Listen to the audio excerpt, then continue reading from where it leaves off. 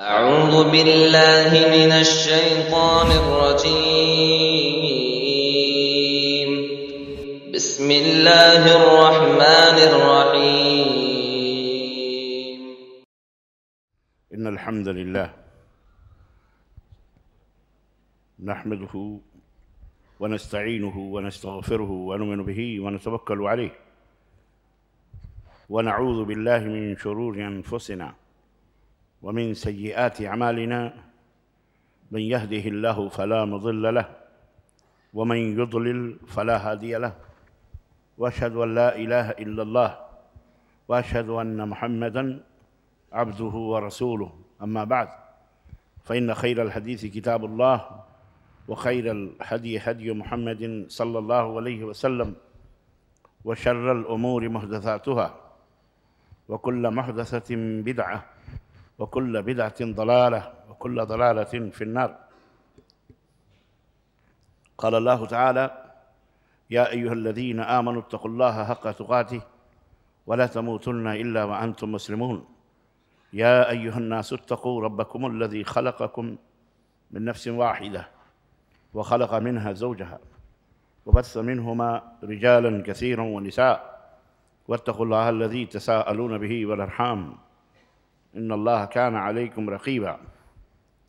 يا أيها الذين آمنوا اتقوا الله وقولوا قولا سديدا يصلح لكم أعمالكم ويغفر لكم ذنوبكم، ومن يطع الله ورسوله فقد فاز فوزا عظيما. اللهم صل على محمد وعلى آل محمد كما صليت على إبراهيم وعلى آل إبراهيم إنك حميد مجيد. اللهم بارك على محمد وعلى آل محمد كما بارکت علی ابراہیم وعلی آل ابراہیم انک حمید مجید۔ تمام قسم کی حمد و ثنا، کبریائی اور بڑائی اس اللہ عز و جل کے لیے لائق و زیبہ ہے، جس نے ہمیں اور آپ کو پیدا فرمایا، اور بیش بہا درود و سلام اس ذات مبارکہ مطہرہ پر جن کا نام نامی اسم گرامی احمد مجتبیٰ محمد مصطفیٰ صلی اللہ علیہ وسلم۔ معزز علماء کرام، سامعین اعظام، نوجوان دوستوں، بزرگوں اور بھائیوں، قابل احترام پردہ نشین ماں اور بہنوں اور عزیز بچوں، آج بتاریخ 26 جنوری سن 2024 عیسوی کے اس اجتماع میں جو جامع مسجد بلقیس حیدرآباد کے اندر منعقد ہوا ہے، میں چند گزارشات الدین و النصیحہ کے تعلق سے، دین ہمدردی خیر خواہی کا نام ہے، چند باتیں لے کر کے حاضر ہوا ہوں۔ اللہ عز و جل سے دعا ہے کہ اللہ تعالیٰ کہنے اور سننے سے زیادہ عمل کرنے کی توفیق عطا فرمائے، آمین یا رب العالمین۔ یہ کہنے کی ضرورت نہیں ہے کہ میں ابھی بہت دور مرشد آباد ویسٹ بنگال ہندوستان کی سرحد کی طرف سے ابھی مغرب کے وقت میں پہنچا ہوں۔ عزیزم مولانا سمیم اللہ جامعی ان کے ہمراہ ہمارے، اللہ انہیں جزائے خیر دے، طبیعت ایک دم ناساز سی بھی ہے، مسلسل سفر، اور سفر اگر صحیح راستوں کا ہو تو کوئی تھکاوٹ نہیں ہوتی، لیکن ایسے راستے اللہ کی پناہ کہ ہڈی پسلی سب ایک دوسرے میں مکس ہو جاتی۔ 6-8 گھنٹے مسلسل کار میں بیٹھ کر بولے تو حالات کیسے ہو سکتے ہیں۔ پھر بھی آپ لوگوں کی محبت میں نے کہا یہ جانا ہے تو جانا ہے۔ الحمدللہ اللہ نے آپ کی خدمت میں حاضر کیا۔ اللہ تعالیٰ چند نصیحتی باتیں ہمارے اپنے لیے اور آپ سب کے لیے اللہ تعالیٰ توفیق دے مجھے کہنے کی، اور کہنے اور سننے سے زیادہ عمل کرنے کی ہم سب کو توفیق عطا فرمائے، آمین یا رب العالمین۔ جامع مسجد بلقیس کے ذمہ داران کا مشکور ہوں، علماء کا اور آپ تمام سامعین کا، کہ آپ انتہائی باوقار طریقے سے، انتہائی سکون کے ساتھ بیٹھ کر یہ کلمات سماعت فرما رہے ہیں۔ اللہ تعالیٰ آپ کی زندگی میں، آپ کی عمر میں، آپ کے مال و دولت میں، دنیا میں بھی اور آخرت میں بھی خیر ہی خیر عطا فرمائے، اور اللہ تعالیٰ برکتوں سے ہم سب کو مالا مال فرمائے، ہم سب کے والدین کے اوپر رحم فرمائے، ان کی گردنوں کو جہنم سے آزاد فرمائے، اور ہماری بھی، ہمارے آل اولاد کی بھی، ہمارے بھائیوں بہنوں کی بھی گردنوں کو اللہ جہنم سے آزاد فرمائے، اور اللہ تعالیٰ ہم سب کو جنت الفردوس میں جگہ عطا فرمائے، آمین یا رب العالمین۔ چند متفرق نصیحتیں آپ کی خدمت میں رکھنا چاہوں گا۔ سب سے پہلی بات اس ماہ رجب کے تعلق سے یہاں سے میں آغاز کرتا ہوں کہ ماہ رجب کیا ہے۔ ماہ رجب آپ کو پتہ ہونا چاہیے انتہائی مبارک اور بابرکت اور حرمت والا مہینہ ہے۔ حرمت والے مہینے کا مطلب یہ ہے کہ یوں تو ساری برائیاں، گناہ، معصیت، نافرمانی، اللہ اس کے رسول کی خلاف ورزی عام دنوں میں کرنا حرام ہے، ناجائز ہے، بڑا گناہ ہے، لیکن رجب کے مہینے میں جسے اللہ تبارک تعالیٰ نے حرمت کا مہینہ قرار دیا ہے، اس مہینے میں گناہ کرنا اور اللہ کی نافرمانی کرنا، اللہ اور اس کے رسول سے منہ موڑنا، یہ انتہائی اللہ کے غضب کو دعوت دینا ہے۔ اس کا احترام آپ اندازہ لگائیے کہ مسلمان تو نبی کریم صلی اللہ علیہ وسلم کے بعد کرنے لگے، کفار مکہ بھی اس کا احترام کرتے تھے۔ منہا اربعۃ حرم، اللہ نے فرمایا ان عدت الشہور عند اللہ 12 شہرا، اللہ تعالیٰ کے نزدیک 12 مہینے ہیں۔ کتنے مہینے؟ 12 مہینے اللہ نے بنائے ہیں۔ یہاں سے ایک فکر اور ایک آئیڈیالوجی، ایک چیز ہم کو اور ملتی ہے کہ آج لوگ جو پھدکتے ہیں چند اپنی اختراعات اور ایجادات اور اپنی ٹیکنالوجی پر، انہیں یہ معلوم ہونا چاہیے کہ 1400 برس پہلے ہی اللہ نے قرآن کریم میں قرآن پڑھنے والوں کو یہ گیان اور یہ علم، یہ نالج دے دیا تھا کہ یہ جو مہینے ہیں، یہ مہینوں کی تعداد 12 ہے۔ پوری دنیا مل کر آج بھی 12 ہی کو تسلیم کرتی ہے، اور 12 سے 13 کسی کو کرنے کی جرت اور ہمت، تو یہ دین اسلام کی ہے، یہ دین مسلمانوں کی اللہ کی دین ہے۔ اور بہت ساری باتیں اگر آپ تتبع کریں گے، تلاش کریں گے قرآن کریم میں، احادیث میں، تو آپ کو ایک نہیں بلکہ 90 سے 95% باتیں آج دنیا جس کے اوپر عمل کر رہی ہے، حقیقت یہ ہے کہ قرآن کریم میں موجود ہے، نبی کریم صلی اللہ علیہ وسلم کی احادیث میں موجود ہے۔ ہم اتنے بدنصیب ہیں، کورے ہیں، اور ہم اس قدر غافل ہیں کہ ہمارے پاس جو ایک نسخہ کیمیا اللہ تعالیٰ نے ترقی کا، سعادت کا، خیرخواہی کا، پیار کا، امن کا، محبت کا، برکتوں کا، کثرت، کسی بھی خیر کی کثرت کا، اللہ کے عذاب اور اللہ کے غضب سے بچنے کا جو نسخہ کیمیا اللہ رب العزت نے بتایا، آج ہم مسلمان اسے بہت دور ہیں، دور ہو گئے، اور ہم نے اپنے گھر کے بنائے ہوئے چند مولویوں کے، ملاؤں کے، پیروں کے، صوفیوں کے، ان کے بنائے ہوئے چند اوراد، ان کے وظائف، ان کے بتائے ہوئی کہانیاں، ان کے بتائے ہوئے طرق اور سلسلے، ہم اسی کے اندر الجھ گئے۔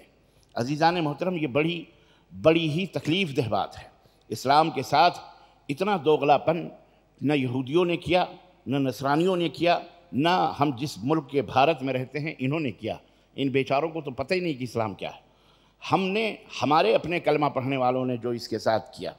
تو عرض کرنے کا مطلب یہ، کہنے کا مطلب یہ ہے کہ اللہ رب العزت نے 12 مہینے، تو آپ کے دماغوں میں آنا چاہیے، ہمارے دماغوں میں جو ہے کالج میں، یونیورسٹیز میں ہمارے لڑکے لڑکیاں، بچے بچیاں جو پڑھتے ہیں، 12 مہینے انگریزوں کے بنائے ہوئے ہیں، جنوری، فروری، مارچ، اپریل، ہے نا، 12 مہینے ان کے بنائے ہوئے، ان کے نہیں ہیں، انہوں نے اسلام سے لیا ہے، اب انہوں نے اپنے اپنے ناموں سے اسے اپنی طرف منسوب کیا ہے۔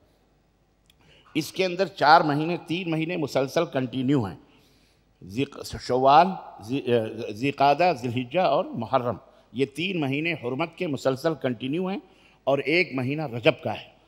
اور ان مہینوں کے اندر جنگ و جدال، لڑائی بھڑائی، چوری چماری، قتل، خون، غارت گری، سب کچھ، یعنی کفار مکہ بھی اس مہینے کا احترام کرتے تھے اور ترک کر دیتے تھے، چھوڑ دیتے تھے، آپس میں محبت سے اور آپس میں اخوت سے وہ بھی رہا کرتے تھے۔ اس کی حرمت اس مہینے کی کیوں ہے؟ کیا وجہ ہے؟ آج یہ بھی سمجھانے کی ہم کو ضرورت ہے۔ کیوں؟ اس لیے کہ خیرت کا نام جنو رکھ دیا، جنو کا خیرت، جو چاہے آپ کا حسن کرشمہ ساز کرے۔ رجب کی حرمت یا رجب کا احترام یا رجب کی فضیلت صرف اتنی ہے کہ، اور یہ اتنی ہی نہیں ہے، یہ بہت بڑی فضیلت ہے، بہت بڑا مقام ہے کہ اللہ تعالیٰ نے 12 مہینوں میں سے اس مہینے کو حرمت والا مہینہ قرار دیا ہے۔ یہ اس کے لیے یہی مقام اور مرتبے کے لیے کافی ہے کہ اللہ رب العزت نے اسے منتخب فرمایا ہے۔ باقی آج جو آپ سن رہے ہیں کہ اس کے اندر رجب کے کنڈے آتے ہیں، اس وجہ سے جناب علی یہ مہینہ مبارک ہوتا ہے، اس مہینے میں حضرت علی کی پیدائش ہوئی ہے، اس لیے یہ مہینہ بڑا مبارک ہے۔ حضرت علی خانہ کعبہ پہ اس لیے بڑا مقدس ہے۔ نبی کریم صلی اللہ علیہ وسلم معراج کی رات معراج میں گئے، اس لیے یہ مبارک اور مقدس ہے۔ اس مہینے کے اندر اور الا بلا بدتر جو کچھ بھی آپ جانتے ہیں ہمارے سماج اور ہمارے معاشرے میں چل رہا ہے، یہ تمام سب وجوہات کی وجہ سے اس کو مبارک اور محترم بنایا جاتا ہے، مانا جاتا ہے۔ اور خاص طور سے جناب علی وہ اجمیر کا میلہ لگتا ہے، اس وجہ سے اس میں یہ بڑا مبارک اور محترم ہے، کیونکہ خواجہ غریب نواز اسی میں پیدا ہوئے یا مرے، جو بھی ہوا، بہرحال ان کا عرس لگتا ہے، ان کی چھڑی لگتی ہے، ان کا پتہ نہیں کیا کیا جو بھی ہوتا ہے۔ تو کہنے کا مطلب یہ ہے کہ حرمت اس مہینے کی قرآن کریم میں یہ ہے کہ اللہ تعالیٰ نے اسے حرمت والا مہینہ، عزت و کرامت والا مہینہ بنایا ہے، اور اس کی عزت و کرامت اس کی یہ ہے کہ عام طور پر گناہ کرنا تو حرام ہی ہے، اس میں مسلمانوں کو سب کو چاہیے کہ بڑے بڑے گناہ یا چھوٹے چھوٹے گناہوں سے بچیں۔ اب یہاں پر ایک چیز اور آپ کو سمجھنے کی ہے، اور میں آپ کے دماغوں میں اور ذہنوں میں سمجھانا چاہتا ہوں، وہ یہ ہے کہ شیطان ہمیشہ انسان کا دشمن رہا ہے۔ اللہ تعالیٰ نے فرمایا ان الشیطان لکم عدو مبین، شیطان تمہارا کھلا ہوا دشمن ہے، وہ تمہارے ان چیزوں کے اوپر ٹکا کے انہیں داغدار بنانے کی اور ان کا آپ تمہارے دلوں کے اندر اسے گندا کرنے کی یا اس کے اندر اپنا کچھ نہ کچھ مکس کرنے کی کوشش کرتا ہے۔ جو اللہ اور اس کے رسول کے ہاں پاک صاف، بالکل صاف ستھرا نتھرا ہوا ہے، اس کو میلا کرنے کی، کچیلا کرنے کی کوشش کرتا ہے۔ ہر چیز میں آپ دیکھ لیں، یہی حرمت والا مہینہ آپ دیکھیں، محرم کا مہینہ آپ دیکھ لیں کہ اللہ تبارک تعالیٰ نے اسے بھی حرمت والا مہینہ قرار دیا ہے۔ آپ ذی القعدہ ذی الحجہ کا مہینہ، حج کا مہینہ، آپ اس میں دیکھیے کتنا حرمت والا مہینہ، لیکن اس کو بھی گندا کرنے کی شیطان نے کوشش کی، اور وہیں سے جیسے ہی قربانی کے ایام ختم ہوتے ہیں، وہیں سے ہمارے گاؤں، ہمارے شہر، ہمارے بستیوں میں ڈھول اور تاشے اور جھنڈے اور بنڈے اور جناب علی شروع ہو جاتے ہیں، ماتم کی شروعات ہو جاتی ہے۔ عرض کرنے کا مطلب یہ ہے کہ ہماری اچھی چیزوں کو برا بنانے کے لیے، لوگوں کی نظروں میں اسے محترم بنانے کے لیے شیطان نے اس کی اچھائیوں کو برائیوں میں تبدیل کرنے کی جد و جہد اور کوشش کی ہے۔ اگر ہم ایک سیکنڈ کے لیے مان لیں کہ رجب کا مہینہ حضرت علی رضی اللہ تعالی عنہ کی ولادت کا مہینہ ہے، اس لیے یہ محترم اور مقدس ہے، تو میں سوال کرنا چاہتا ہوں، میں پوچھنا چاہتا ہوں کہ حضرت علی بڑے ہیں کہ حضرت محمد الرسول اللہ صلی اللہ علیہ وسلم بڑے ہیں؟ نبی کریم صلی اللہ علیہ وسلم کی پیدائش 12 ربیع الاول کو یا 9 ربیع الاول کو جو بھی ہوئی ہے، وہ مہینہ جب نبی کی پیدائش سے محترم اور معزز نہیں ہوا، نہ اللہ نے قرار دیا نہ رسول نے قرار دیا، تو بھلا حضرت علی رضی اللہ تعالیٰ جس مہینے میں پیدا ہوئے وہ کیسے محترم اور معزز اور مکرم ہو سکتا ہے کہ نہیں ہے؟ ذرا سی بات ہے۔ دیکھیں یہاں بھی ایک بات آپ کو سمجھنے کی ہے، دل روتا ہے مسلمانوں کی بربادی پر اور مسلمانوں کی غفلت پر اور مسلمانوں کی عصبیت اور جہالت اور جاہلیت پر بھی۔ جہالت بھی ہے اور جاہلیت بھی ہے۔ اس جاہلیت کے ساتھ جب وہ جہالت کرتے ہیں اور کٹنے مارنے اور برائیوں پر آ جاتے ہیں تو بڑی تکلیف ہوتی ہے، اور ظاہر ہے تکلیف ہوگی، بہرحال قیامت تک کے لیے یہ سلسلہ جاری اور ساری رہے گا۔ تکلیف یہ ہوتی ہے کہ اللہ اور اس کے رسول کا فرمان، ابھی آپ آیتیں تلاوت کر رہے تھے عزیزم، ماشاءاللہ اتنی پیاری آیتیں کہ اللہ رب العزت نے کس طرح سے ہمیں اصول بتائے ہیں، ضابطے بتائے ہیں، قوانین بتائے ہیں کہ ہمیں اپنے معاشرے کو ان ضابطوں اور ان اصولوں پر قائم و دائم رکھنا ہے۔ اگر یہ ضابطہ شکنی ہوئی، اگر قانون شکنی ہوئی، اگر اللہ اور اس کے رسول کا جو بنایا ہوا سسٹم ہے، اللہ اس سسٹم کو آپ نے ادھر ادھر کیا، تو یقین جانیے کہ وہ پورا دین کا تیاں پاچا ہو جائے گا اور پورا دین بیکار ہو جائے گا، اور آپ کو بجائے اجر و ثواب ملنے کے جناب علی آپ گنہگار ہو جائیں گے، آپ کی دنیا بھی برباد اور عاقبت بھی، اور دنیا جتنی بھی بن جائے عاقبت تو برباد ہی برباد ہے۔ اور شیطان چاہتا یہی ہے کہ آپ کی دنیا آباد کر دے، لیکن آخرت کو کہیں نہ کہیں سے ایسا کچھ زہر ملا دے کہ آپ برباد ہو جائیں، آپ کا عمل برباد ہو جائے، آپ کا تقوی برباد ہو جائے۔ تو اللہ تبارک و تعالیٰ نے سارے اصول بتا دیے ہیں، لیکن ہم مسلمانوں کی جہالت ہے۔ ہم چاند کے اوپر جانے کی بات کرتے ہیں، آسمانوں میں جہاز اڑانے کی بات کرتے ہیں، زمینوں پر لکڑی اور پلاسٹک کے اور لوہے کے انجن بنا کر کے جناب علی دوڑانے کی بات کرتے ہیں، اونچی اونچی بلڈنگیں محل بنانے کی بات کرتے ہیں، لیکن ایک چھوٹی سی بات توحید کی، نبی کریم صلی اللہ علیہ وسلم کی سنت کی ان کے دماغ میں کیوں نہیں آتی؟ وجہ کیا ہے؟ بڑے بڑے دماغ والے، بڑے بڑے عقل والے کیوں آخر یہ بات کیوں نہیں سمجھ میں آتی کہ اللہ کے ساتھ کسی کو ساجیدار نہیں کرنا چاہیے، کسی کو پارٹنر نہیں بننا چاہیے، اللہ کے سوا کسی کو اپنا مددگار، کسی کو اپنا مشکل کشا، اللہ کے سوا کسی کو بھی اپنا حاجت روا نہیں سمجھنا چاہیے؟ آخر یہ بات کیوں نہیں سمجھ میں آتی؟ آج 80 سے 90% لوگ جناب علی اس بیماری کے اندر ملوث ہیں، اور ہم اسی ماحول میں جی رہے ہیں۔ آپ نے ایک مسجد بنائی، اس مسجد کے اندر صرف وہی لوگ آتے ہیں جناب جو لوگ آپ کے چاہنے والے ہیں، یا آپ کے ہم فکر ہیں، یا ہم جماعت ہیں، اور وہی کھچڑیاں پکتی ہیں اور ہم آپس میں ایک دوسرے کو بانٹ کر کے تسلی لے لیتے ہیں۔ اب یہ اصل یہ ہے کہ ہم کو کوئی ایسا طریقہ اپنانا پڑے گا کہ یہ دعوت مسجدوں کی 4 دیواریوں سے باہر نکل کر ہمارے اپنے ان بھائیوں تک پہنچے، جو ہماری ان بہنوں تک پہنچے جو اللہ کی قسم شرک کی گندگیوں میں سر سے لے کر پیر تک ڈوبے ہوئے ہیں۔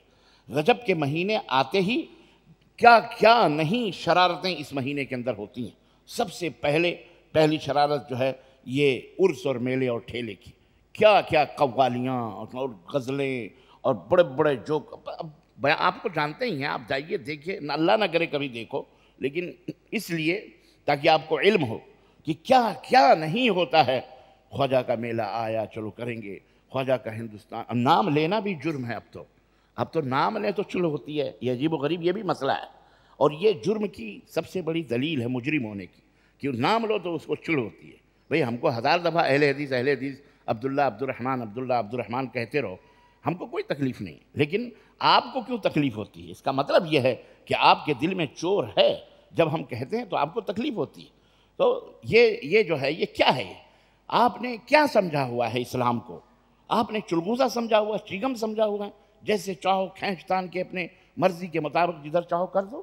نہیں، اسلام اللہ کا بھیجا ہوا دین ہے، اللہ کے اپنے نبی کے اوپر اس کے اندر ذرہ برابر بھی کمی اور بیشی نہیں کوئی کر سکتا ہے، مداخلت نہیں کر سکتا۔ وہ ایسا رسول ہیں، وہ ایسے قوانین ہیں، اس میں انٹرفیئر کرنا حرام ہے، کسی کو بھی یہ حق حاصل نہیں ہے۔ تو ہمیں یہ بات سمجھنی پڑے گی اور یہ سمجھانی پڑے گی۔ رجب کے مہینے میں جو حرمت کا ہے پورے گناہوں سے ملوث کلمہ پڑھنے والوں کو کر دیتے ہیں، یہی عرس سے شروع ہوتا ہے۔ پھر اسی کے اندر جناب 22 رجب کو حضرت جعفر صادق کے نام سے کنڈے بھرنے کی رسم ہوتی ہے، شاید حیدرآباد میں ہوتی ہو کہ نہیں ہوتی ہو، اور سوال ہی نہیں پیدا ہوتا کہ یہ تو ام الشرک والبدع ہے۔ یہاں سے تو نواب جہاں رہے ہیں وہاں تو کہاں شرک نہ ہو، بدعت نہ ہو، انہوں نے تو اپنا دھرم پھیلایا ہے، اور نوابوں کے نام پر ہم لڑتے ہیں کہ صاحب وہ ہمارے نواب، ہمارے کسی کے نواب واب نہیں تھے، وہ سارے اپنے اپنے مذہبوں کے تھے۔ اب یہی دیکھ لیں، یہی حیدرآباد یا پورے ہندوستان میں رجب کے کنڈوں کا مسئلہ ہے۔ بہت سارے لوگوں کو پتہ ہی نہیں ہے رجب کے کنڈے، بس رجب کے کنڈے جناب بھرنا چاہیے۔ وہ لکڑہارے کی کہانی اٹھا کر کے آج کل عورتیں بھی گھر گھر میں پڑھی جاتی ہیں، یہ ایک کتاب ہے لکڑہارے کی کہانی، اور باقاعدہ نیاز عورتیں کرتی ہیں، آپ کو نہیں معلوم، مجھے پتہ ہے، گھر گھر میں یہ لکڑہارے کی کہانی پڑھی جاتی ہے۔ ان کو یہ شعور دیا گیا ہے کہ اگر یہ پڑھو گی تو تمہارے گھروں میں برکتیں آئیں گی، تمہارے آل اولاد پیدا ہوگی، تمہارے شوہر کی عمر بڑھے گی۔ تو شوہر کی عمر بڑھانے کے لیے یہ تمام سب چیزیں کرتے ہیں، اور آل اولاد کی خیر اور بھلائی کے لیے کہتے ہیں لکڑہارا۔ اب وہ کہانی تو آپ کو پتہ ہی ہوگی کیا ہے لکڑہارے کی کہانی۔ وزیر مدینے کے اندر بادشاہ تھا، اس وزیر کی یہاں خدمت کرتی تھی، پتہ نہیں کیسے کیسے کیا ہوا، اس کا شوہر جو ہے کیا کہتے ہیں گرفتار ہو گیا۔ اب گرفتار ہوا، وہ پوری کہانی لمبی چوڑی، اس لکڑہارے کی عورت نے ایک دفعہ جھاڑو مار رہی تھی نواب حضرت بادشاہ کے محل میں، تو ادھر سے کچھ لوگوں کا گزر ہوا، کسی نے کہا حضور یہ بہت پریشان ہے، تو کہا کہ اس کو بولو کہ جعفر صادق کے کنڈے بھرے تو اس کا شوہر واپس آ جائے گا۔ چنانچہ جعفر صادق کے کنڈے اس نے بھرے تو اس طرح سے اس کے شوہر کو رہائی مل گئی، نجات مل گئی، اور اس کا شوہر واپس آ گیا جیل سے۔ یہ کہانی بتا کر کے لوگوں کو رجب کے کنڈے کے نام پر پوریاں اور کیا کہتے ہیں اس کو، مٹھائیاں اور حلوے اور ماڑے مولوی صاحب میاں کرتے ہیں، مولوی صاحب آ کے فاتحہ دیتے ہیں اور پورا دبا کے حلوے ماڑے کھاتا ہے، اور یہ احمق لوگ خوب کھلاتے ہیں۔ گھی، اصلی گھی سے وہ حلوے بنتے ہیں، جی اصلی گھی سے وہ حلوے بنتے ہیں، پوریاں بنتی ہیں۔ حالانکہ اگر آپ غور کریں، سوچیں تو شر نے کس انداز سے خرد کا نام جنو اور جنو کا خرد، عقل کا نام پاگل اور پاگل پنی کا نام عقل رکھ دیا ہے۔ 22 رجب وہ تاریخ ہے کہ اگر آپ اسلام کا اتحاد اٹھا کے دیکھیں، اسلام کی تاریخ اٹھا کے دیکھیں تو ایک ایسی شخصیت کی وفات ہوئی ہے جو بلا شرکت غیر 20 برس تک اسلامی سلطنت کا بلا شرکت غیر امیر المومنین رہا ہے 20 سال تک، اور اس سے پہلے 20 سال تک اپنے بھائی کے زمانے میں وہاں پر اس نے اپنے بھائی کے ساتھ گورنری کے فرائض انجام دیے ہیں۔ یہ وہ شخصیت کا انتقال، اس کے زمانے میں کوئی فتنہ سر نہ اٹھا سکا، کسی فتنے میں۔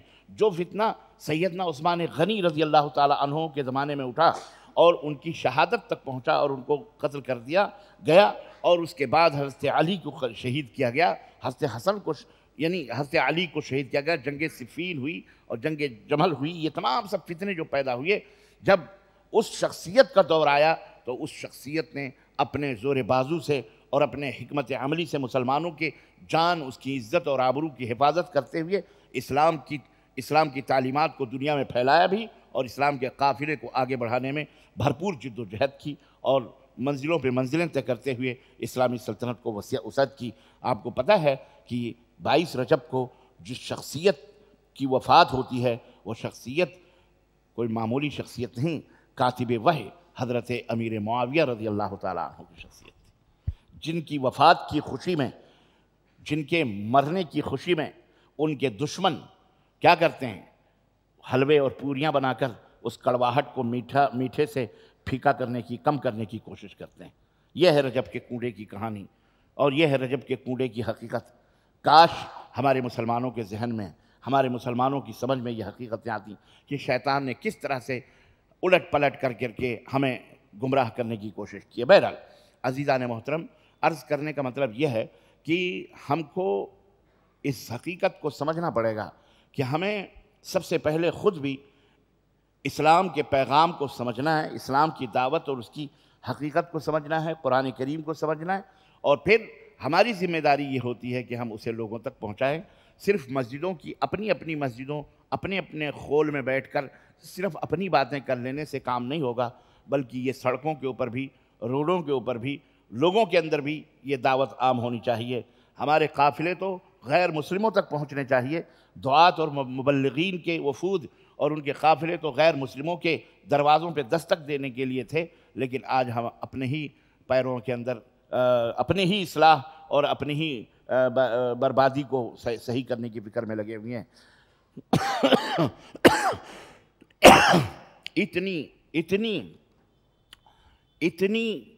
اتنی معاشرے کے اندر خرابیاں ہیں کہ میں آپ کو کیا بتاؤں، اتنی خرابیاں ہیں، اور ایمان اور عقیدہ تو خیر آپ جانتے ہی ہیں 80% 85% نل ہیں ایمان اور عقیدے میں۔ لا الہ الا اللہ محمد رسول اللہ کی باتیں ہوتی ہیں، مسجدوں کے مناروں، سبوں نے اپنی مسجد الگ کر لی ہے، سبوں نے اپنے دائرے بنائے ہوئے ہیں کہ آپ اپنا چھوڑ کر ہمارے دائرے میں آ جاؤ، وہ کہتے ہیں ہمارا اپنا چھوڑ کر اپنے دائرے میں آ جاؤ، اور یہی انہوں نے سمجھا ہوا ہے، اور اسی کی طرف بانٹا ہوا ہے دین کو۔ اور اللہ کے نبی صلی اللہ علیہ وسلم نے فرمایا تھا، یہ صحیح بھی ہے، اگر نہیں بٹیں گے تو اللہ کے نبی جھوٹے بھی ہو جائیں گے نا، اس لیے بٹنا بھی ہے، لیکن ہمیں تو کم از کم عقل ہونی چاہیے کہ ہمیں بٹنا ہے تو کہاں رہنا ہے، کس کے ساتھ کھڑا ہونا ہے۔ اللہ کے نبی نے فرمایا کہ ستفترق امتی علی 73 فرقہ، میری امت 73 فرقوں میں بٹے گی، لیکن ہمیں کہاں رہنا ہے؟ اللہ کے نبی نے فرمایا کلھا فی النار، سب جہنم میں جائیں گے الا واحدہ، قالوا ما هي یا رسول اللہ، وہ کون سی جماعت ہے؟ قال ما انا علیہ واصحابی، آج میں جس پر ہوں، ایک روایت میں الیوم، آج میں جس پر ہوں اور میرے صحابہ ہیں، اس دین پر جو لوگ قیامت تک رہیں گے وہی لوگ جنت میں جائیں گے۔ خلاص، یہ ایک ترازو ہے، ایک معیار ہے، ایک کسوٹی ہے۔ اور کون سی بات ہے بھائی؟ سیدھی بات ہے، سیدھی سی بات ہے کہ ہم اپنے تمام مسائل کو کتاب اللہ اور سنت رسول اللہ صلی اللہ علیہ وسلم سے حل کریں۔ کیا ضرورت ہے ہم کو ادھر ادھر دیکھنے کی؟ لیکن نہیں، شیطان نے عقیدت کے نام پر قوم نوح کو برباد کیا، اور وہیں سے شرک کا آغاز ہوا۔ قوم نوح سے ہی شرک کا آغاز ہوا۔ عقیدت و محبت کا چشمہ لگوا کر ان کے بزرگوں کو 300 برس لیا اس نے گمراہ کرنے کے لیے۔ کتنے سو برس؟ 3 صدیاں گزری، تب وہ تیسری صدی میں آنے والی نسلیں جو تھیں وہ شرک کے اندر داخل ہو گئیں۔ آپ کیا سمجھتے ہیں؟ اس قتل کا منصوبہ پہلے سے بنا ہوگا۔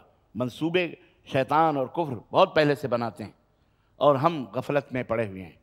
کہنے کا مطلب یہ ہے عزیزان محترم کہ آج ضرورت اس بات کی ہے کہ ہم دین اسلام کو اچھی طرح سے سمجھیں، اور اس طرح سے سمجھیں جس طرح سے صحابہ کرام رضوان اللہ تعالیٰ علیہم اجمعین نے سمجھا ہے۔ آپ کی اور ہماری سمجھ میں یہ بات کیوں نہیں آتی؟ اور سمجھنے کے بعد اس کو لوگوں تک پہنچائیں۔ یہ صرف مولویوں کی ذمہ داری نہیں ہے، آپ اپنے گھر سے اس کا آغاز کریں۔ ہمارا بندہ داعی ہونا چاہیے، ہماری بائیں بہنیں داعیہ ہونی چاہیے۔ ان کو چاہیے کہ وہ مبلغہ بنیں، داعیہ بنیں، گھر میں بھی، کم از کم وہ اپنے بچوں کی تربیت کریں۔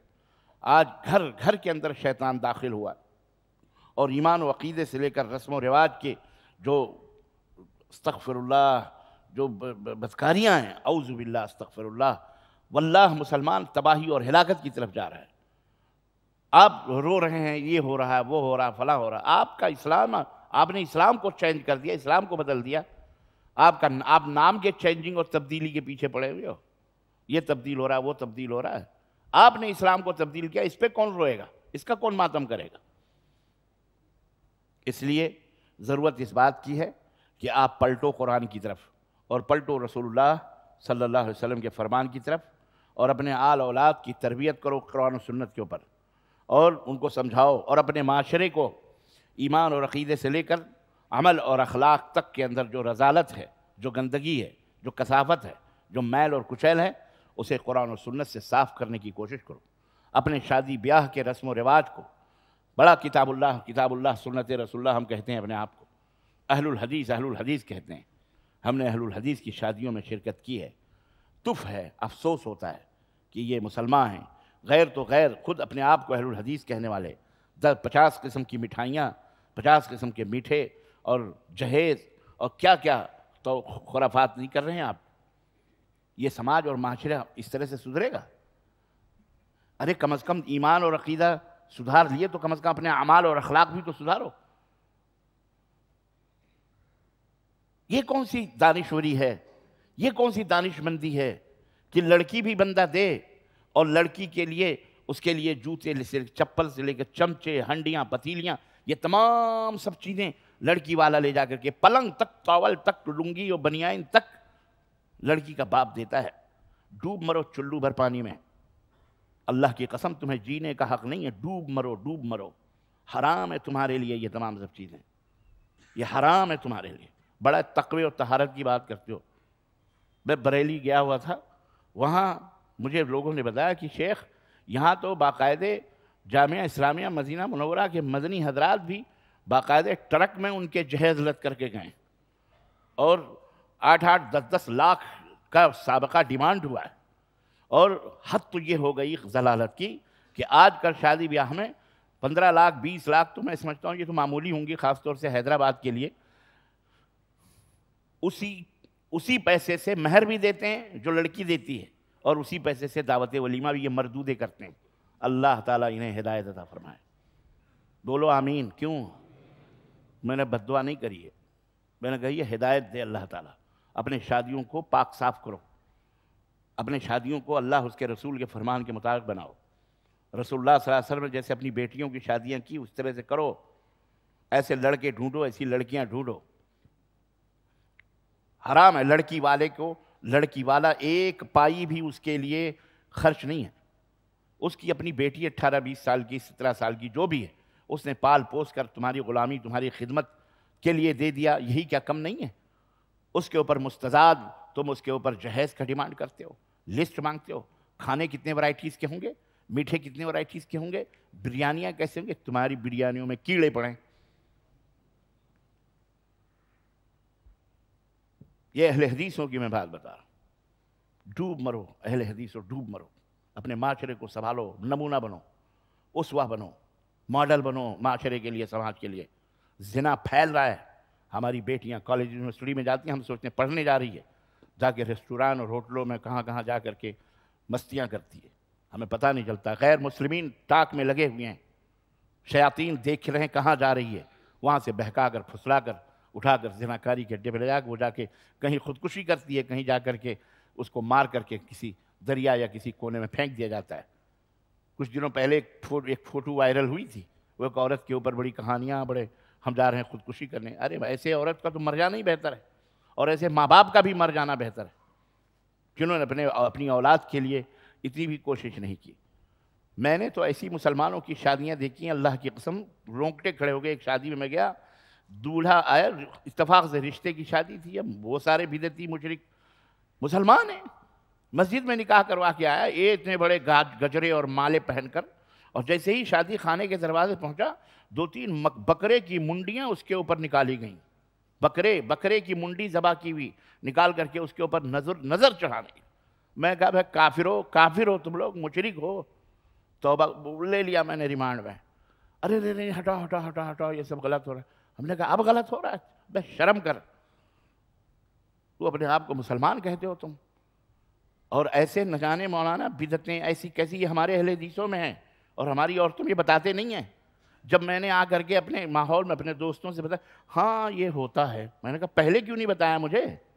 یہ ہوتا ہے. چپکے حرام کرو, چپکے بدعت کرو, چپکے شرک کرو, چپکے رسم و رواج کرو اور بتاتے ہوئے تمہیں شرم آتی ہے. جہیز کے سامان 5 دن 1 ہفتہ پہلے ہی گھر پہ پہنچ جاتے ہیں. باقاعدے اس کی ویڈیوگرافی ہوتی ہے, لوگوں کو دکھایا جاتا ہے, بتایا جاتا ہے. ہے کہ نہیں؟ بولو یہ ہے کہ نہیں ہے؟ آپ کے حیدرآبادیوں آپ کے ماحول میں ہے کہ نہیں؟ زور سے بولو. لڑکیاں شادی نہیں کر پا رہی ہیں, جن کے 4-5 بچیاں ہیں وہ رو رہا ہے. کیوں؟ بچیاں تو رحمت ہیں, بچیاں تو برکت ہیں. اللہ کے نبی نے تو جنت کی بشارت اور خوشخبری دی ہے. آج بچیوں کو ہم نے زحمت سمجھا ہوا.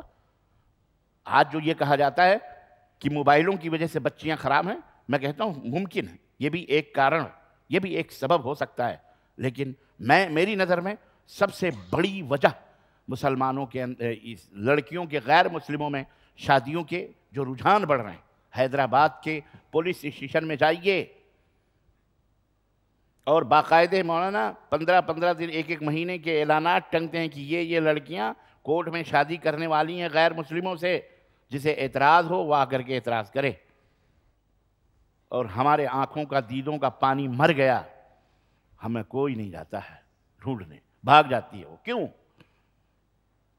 صرف موبائل اس کا سبب نہیں ہے, اس کا سبب ہمارے نااہل نوجوان بھی ہیں. کورے, بے ہنرے, فالتو گٹکے, بیڑیاں, سگریٹ, شراب, کباب, راتوں کو عیاشیاں کرنا, روڈوں کے اوپر بائکیں دوڑانا, نماز روزے سے دور. یہ ہے ہمارے 4-5 سال کے بچے کو ہماری عورت, ہماری ماں جگا کر کے اسکول کے لیے 7 بجے تیار کر کے بھیجتی ہے, اور 15-18 سال کا لڑکا بسترے میں 10 بجے تک سوتا ہے. اس کو کوئی نہیں جگاتا کیونکہ اسے نوکری پہ جانا ہے. یہ ہمارا ماحول ہے. کیا ہے یہ؟ سدھرو, اس کو چینج کرو, اس کو بدلو. اور نہیں بدلو گے, دیکھو سماج اور معاشرے کے سدھار کے لیے بہت کمیٹیاں بنائی گئیں, بہت کمیٹیاں غیروں میں بھی بنائی جا رہی ہیں, مسلمانوں میں بھی بنائی جا رہی ہیں. سماج سدھار کمیٹی, فلانی سدھار کمیٹی, فلانی کمیٹی. لیکن پھر بھی سماج نہیں سدھر رہا. وجہ کیا ہے؟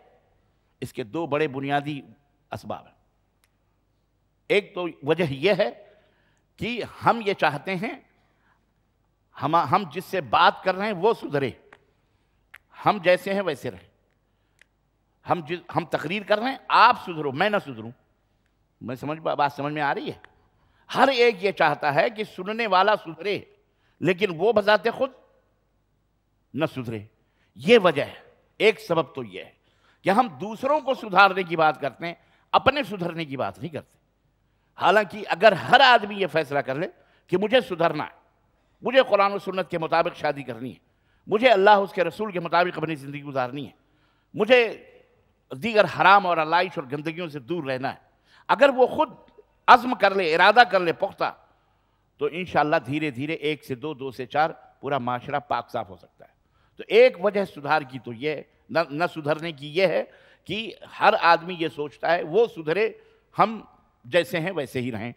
دوسرا سبب یہ ہے کہ رخ یہ غلط ہے، غلط رخ سدھار کے لیے غلط طریقہ اپنایا گیا ہے، غلط رخ اپنایا گیا ہے۔ کیسے آپ کہو گے کیسے غلط رخ اپنایا گیا ہے؟ یہ 2 پوائنٹس میں بتا رہا ہوں۔